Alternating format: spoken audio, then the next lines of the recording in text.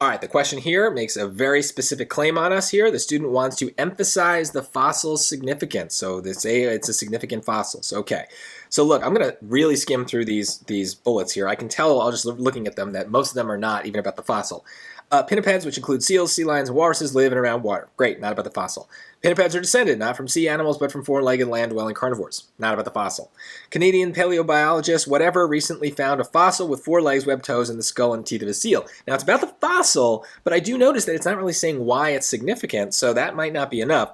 This person refers to her rare find as a transitional fossil. So why is it significant? It's transitioning. The fossil illustrates an early stage in the evolution of the pinnipeds from their land-dwelling ancestors. So that transitional idea is probably going to be important. Let's see what these answer choices give us. Choice A, Canadian paleobiologist, whatever, fossil has the skull and teeth of a seal, which, like sea lions and walruses, is a pinniped. Well, it says the fossil, but it doesn't say why it's significant. It's kind of like dances around this idea, doesn't say how it kind of contributes to our understanding of pinniped evolution. B, pinnipeds are descended from four-legged land-dwelling carnivores. A fossil that resembles both was recently found. Okay, that might be it, right? It's resembling both of those things, so it's kind of getting to the fact that it's transitional. I don't know. I don't love that, but okay, maybe. C, having 4 legs but the skull and teeth of a seal, the rare fossil illustrates an early stage in the evolution of pinnipeds from their land-dwelling ancestors. So that's more accurate. That seems to be more specific. So both of these seem pretty good. D, a transitional fossil was recently found by paleobiologist Natalia or whatever. So that's definitely not it because it doesn't mention what the fossil is of at all. So this is a tricky one. These are really close. I don't see, it's C.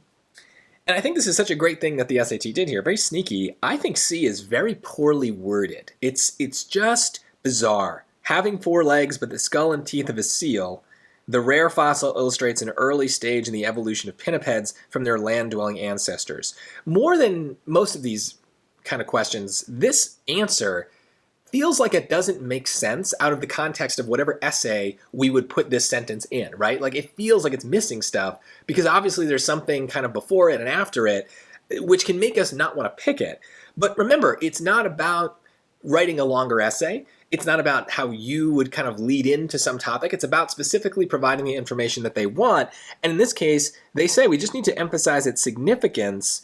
I would say, notice how much of choice B isn't really about the fossil at all, right? It's only until halfway through the sentence that we really get to the fossil, and it doesn't quite say why it's significant, right? It says that it resembles both of those things, but it never really kind of uses that idea of like the stage of evolution, the transitional nature of it. It's really up to us to make that connection. And that's not how this is supposed to go. The question is very specifically saying, like, we need to emphasize that. So the sentence should just come out and say it. We shouldn't leave our readers to have to kind of put those like ideas together.